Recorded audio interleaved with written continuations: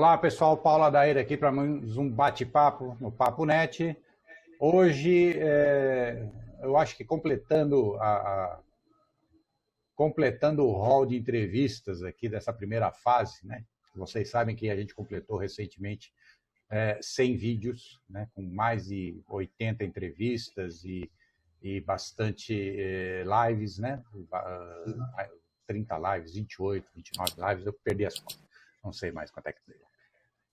Mas eu acho que faltava, a gente entrevistou celebridades, expoentes aí do mercado gráfico, presidentes de entidades, vários tipos de profissionais, mas estava faltando um profissional, e isso surgiu aí recentemente, falando aqui com o nosso entrevistado de hoje, com o Kildare. Eu percebi, quando estava conversando com o Kildare, que estava faltando entrevistar alguém que tenha acompanhado isso, esses 30 anos, né? Esses 30 anos de evolução da editoração eletrônica, que a gente no começo até chamava nos eventos de computação gráfica. A gente nem falava editoração eletrônica, a gente falava que era computação gráfica, que dava mais status, né? Ninguém sabia o que era desktop publishing ou editoração eletrônica. E a gente tem aqui um exemplo claro disso, né? Um cara que se fez profissionalmente dentro dessa área, um cara que trabalha hoje nessa área com essa expertise de tecnologia, alinhado com a tecnologia, e que acompanhou toda essa evolução, e dentro dessa evolução acompanhou toda a evolução da própria revista Publish, né? Da própria revista Publish, que veio aqui para o Brasil em 91 e que ajudou essa geração, né? Eu até fico meio triste falando, ele é de outra geração, cara, imagina, né? Imagina eu onde é que eu estou nessa linha do tempo. E é um prazer enorme ter aqui, então, Kildare Reis, tá?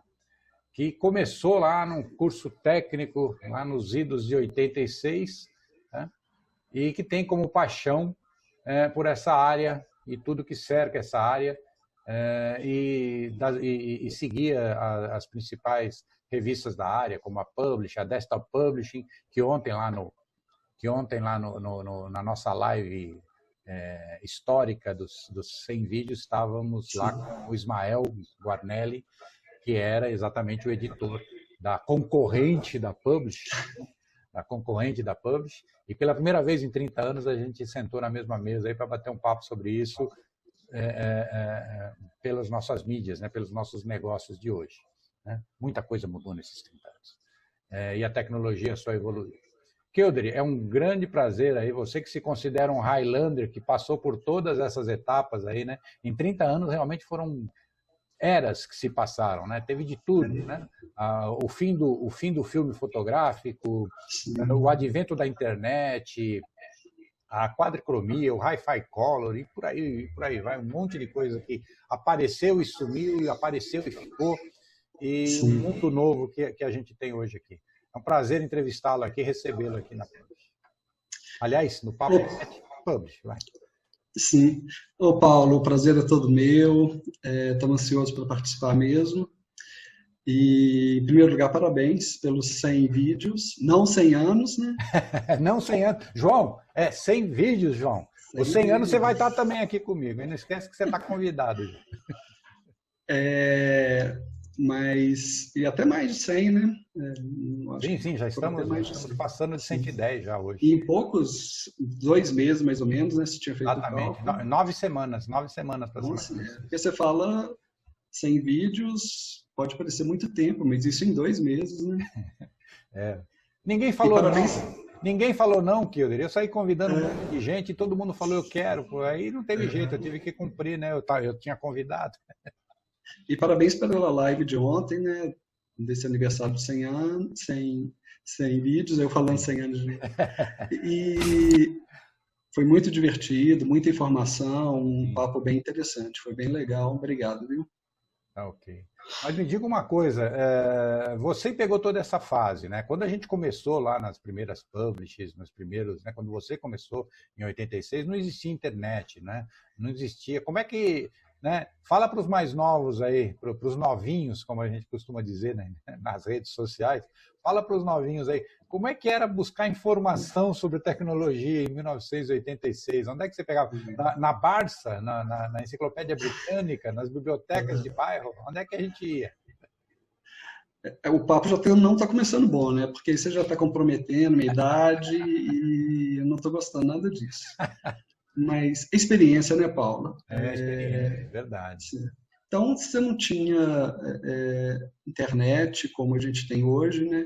Então, o acesso à informação que a gente tinha na época era através das revistas, através de eventos, como foi dito muito ontem na live, né? A importância dos eventos, da consultoria, dos cursos, né?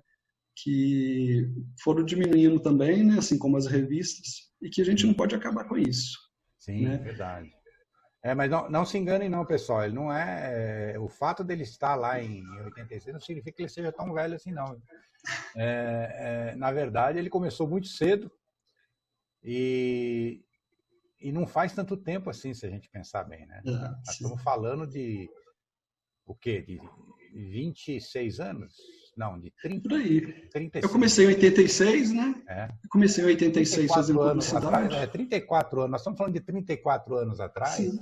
E é uma revolução enorme, porque nesses 34 anos a gente entrou com a internet, entrou com os computadores. Sim. 86 é a época que começaram os computadores de 16 bits. Né? 86. Eu estava lá na Prológica nessa época. E realmente não tinha. A informação que chegava aqui chegava de barco. Né? As revistas, eu estava até comentando com o Kilder, nessa época eu era assinante de algumas revistas e eles vinham de barco. Então, revistas internacionais como a Byte, a Psy Magazine e outras, a gente comprava e a gente só conseguia ler a revista aqui no Brasil 4 meses depois que ela tinha sido publicada lá. Então, a gente já recebia uma informação aqui já com vários meses. Né? Defasagem. Então, você ser um profissional de tecnologia na década de 80 é como o Kilder se denomina, é um Highlander, você é um sobrevivente, porque não era fácil, era bem complicado, era bem escassa a informação, tinha que ser garimpada, né? Eu tenho um amigo, um grande amigo, que trabalha comigo esses anos todos, está lá comigo até hoje, que é o Marcelo Ramos. Uma ocasião, nessa época lá, ele teve que fazer uma charge da equipe, não lembro se era para um jornalzinho, para alguma coisa interna, e aí ele pegou a característica de cada um como uma charge, né? E o meu ele fez com 6, 8 revistas debaixo do braço, porque era o meu comum ali de estar com aquelas revistas, né? Era como as pessoas se viam, né? Sim. E aí, falando mais da Publish, assim, a gente ficava ansioso pela chegada dela, porque, principalmente aqui em Belo Horizonte, né, que como você falou, aí chegava mais difícil ao Brasil, aqui chegava em São Paulo, depois vinha ainda para Belo Horizonte. A gente tinha que esperar mais ainda. E quando chegava, às vezes na edição anterior a gente já sabia algumas matérias que viriam na próxima, então a gente já aumentava aquela ansiedade. Sim. Mas ali era uma referência para quem se interessava em manter atualizado por dentro, não só da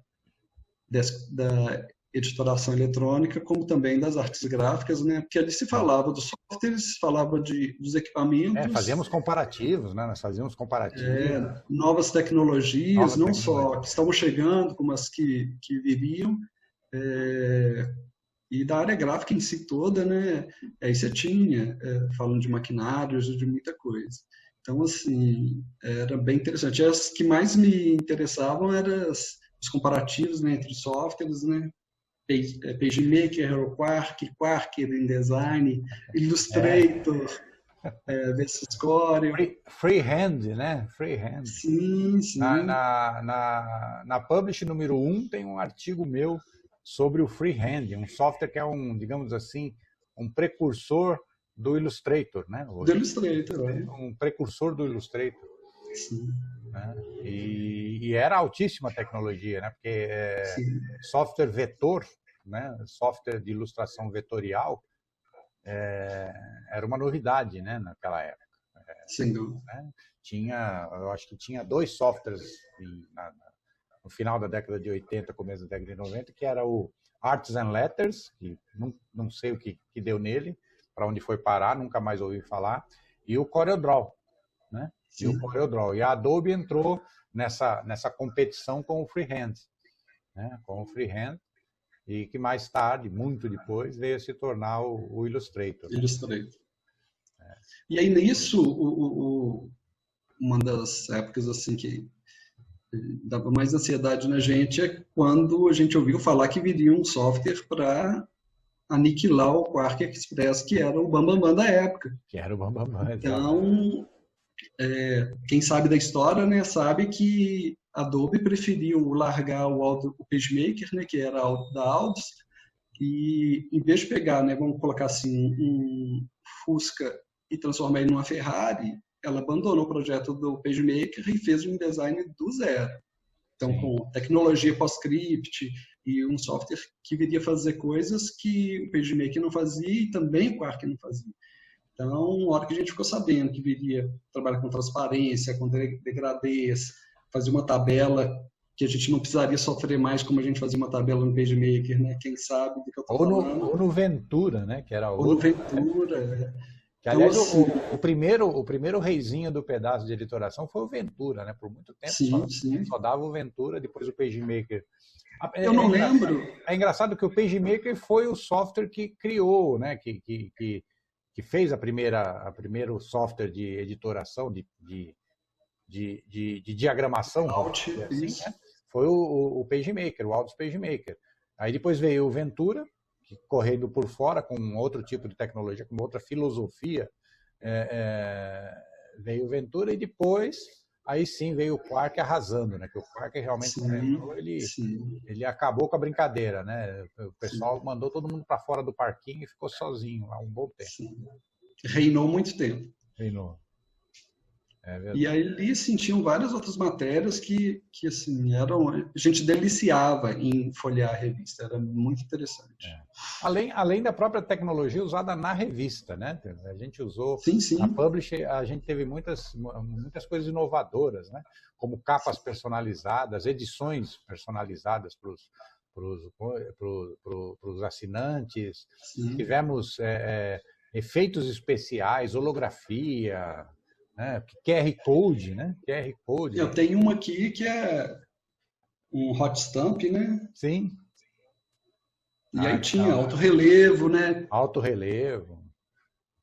Um papel diferenciado, né? Às vezes um papel reciclado, né? Um papel diferente. Papéis especiais, foi muito comum também, vários papéis especiais. Na verdade, a revista em si já era um laboratório, né? Ela mesma era um laboratório. Eu me lembro, teve um caso famoso, acho que foi já em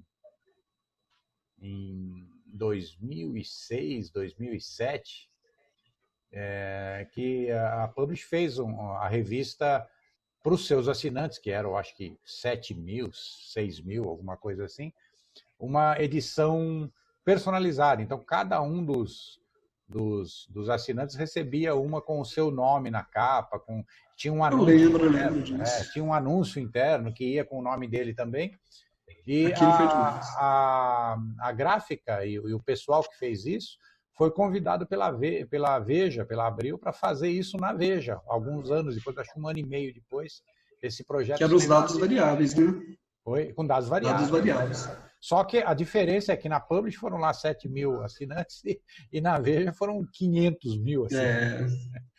Era um outro patamar, né? A coisa aí foi um desafio gigantesco, hercúleo, né? Mas foi aquela mesma equipe, aquela mesma turma que conseguiu fazer, que tinha feito com a Publish, que foi convidada para fazer parte dessa equipe, foi convidada para repetir a façanha a nível nacional na Veja. E foi um sucesso, né? Foi o primeiro case de VDP em grandes tiragens. Sim. Então a gente inovou bastante. Eu acho que e eu acho que é uma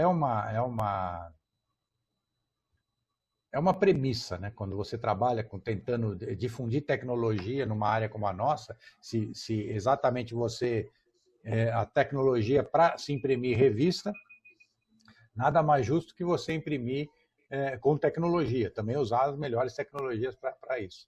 É uma Sim. pena que hoje em dia o mercado já não comporta mais com tanta facilidade nas revistas impressas, né? Até porque fazer uma revista de alto padrão como era a Publish é muito caro, né? E Sim. hoje você não tem margem para viabilizar economicamente uma revista impressa para fazer circulação em bancas, né? Talvez para fazer um clube de assinaturas, alguma coisa assim, alguma coisa mais gourmetizada, vamos dizer assim, seria viável, mas para fazer nas bancas de jornal, as próprias bancas de jornal estão se reconstruindo hoje, né? Sim, transformaram. Então, bastante. Outra matéria que era interessante, que é a coluna, que era o Publi Responde, muito Sim, famosa. a Publish Responde. Nós temos essa base de dados aqui, 7.000. Eu ainda estou pensando o que eu posso fazer, porque eu estava relendo, revisando esse material, e tem contribuições fantásticas dos nossos grandes colaboradores lá, Ricardo Minoro, o PageMaker, o Thales Trigo, André Lopes Borges, aqui para falar alguns, né? Para falar alguns deles, né? Todos gênios aí da área técnica, todos grandes nomes da área técnica que eram colaboradores de carteirinha da Publish. E tem 7.000 perguntas aí. Eu acredito que daquelas 7.000 perguntas, umas 5.000, umas 4.000 pelo menos, ainda são bem atuais, viu? Ainda valem, porque tem muita coisa de design, tem muita coisa de conceito, né? E não exatamente de produto ou de versão de produto, né? Tinha muita Eu não sei se é essa edição que eu te mostrei, mas uma outra que eu estava folheando esses dias, e vi lá falando alguma coisa do InDesign, e eu pensei comigo, falei, gente, tem isso daqui que eles estão mostrando, muita gente não sabe, não faz, né, e está perdendo. É muito comum. Então, assim, dá vontade de falar, gente, pega essa revista aí e vamos dar uma folhada. É verdade. Kildert, bom, nosso tempo já foi, eu poderia ficar falando Que isso. mais meia hora, facilmente, mais uma hora, tranquilamente. Tem muito assunto aí. Vamos ver se a gente marca outro bate-papo, aí você volta, a gente conversa mais um pouco, pega um estilo. Vamos falar de Publish Responde, né? Vamos falar de Publish Responde específica, que a gente nem conseguiu falar muito desse. Essa área técnica também, dá para a gente falar muita coisa. Com certeza. Tá bom? Eu queria deixar o espaço aí para você se despedir e fazer suas considerações finais aí para os nossos seguidores, tá? E já fica o convite para você retornar, assim que possível, aí a gente marca um novo bate-papo. Sim, te agradecer novamente pelo convite, e meu pensamento é daquele, mais ou menos do que o pessoal falou na live mesmo, né, da importância nesse momento que a gente está pensando muito, repensando, né, então, que a gente vai sair bem melhor depois dessa, né? Então, como que a gente está se preparando? O que a gente está fazendo para quando chegar no novo normal aí, como que a gente vai chegar? Então, essa questão de ensino, de eventos, é muito importante para a gente crescer junto. Foi um diferencial importante que a gente fez nessa pandemia. Primeiro, a iniciativa dos consultores associados de gratuitamente distribuir o conhecimento deles, né, divulgar o conhecimento deles para todo o público abertamente, como eles fizeram durante o mês de maio, foi sensacional. E como o Rodrigo Abreu falou, né, só tem 3 jeitos de sair dessa pandemia, né? A gente pode sair pior, igual ou melhor, né? Então, depende de como a gente vai reagir. A gente tem que, se é para escolher uma das 3, vamos escolher sair melhor, né? Vamos fazer todo o possível, vamos se preparar para sair o melhor possível dessa crise toda. Sem dúvida. Muito obrigado, Kildert. Muito obrigado. Obrigado, mesmo. Paulo. Um abraço, até o próximo. Ok. E, pessoal, como eu sempre digo, no final das lives, curtam aí. Se não curtiram, digam porque não curtiram, vamos melhorar. Se curtiram, também comentem, façam seus comentários, façam suas sugestões, interajam com a gente, ajudem a melhorar o nosso canal aqui. Se inscrevam, ativem as notificações para saberem dos próximos bate-papos, para saber dos próximos assuntos que vão rolar por aqui. E como eu sempre digo, somos uma sociedade colaborativa, a gente sempre foi colaborativa, a gente começou colaborativa, a gente construiu aldeias, cidades, estados, países, impérios na colaboração, juntos, né? E pela primeira vez, essas gerações que estão vivas aqui, enfrentando essa pandemia, têm as tecnologias capazes de fazer essa colaboração de forma imediata, em tempo real, sem se preocupar com distância, sem se preocupar com fronteira, aí até mesmo sem se preocupar com idioma. Então, por favor, usem essas tecnologias para colaborarem, para participarem, para interagirem e para construir um futuro melhor para a nossa sociedade. Obrigado e até a próxima. Obrigado, um abraço.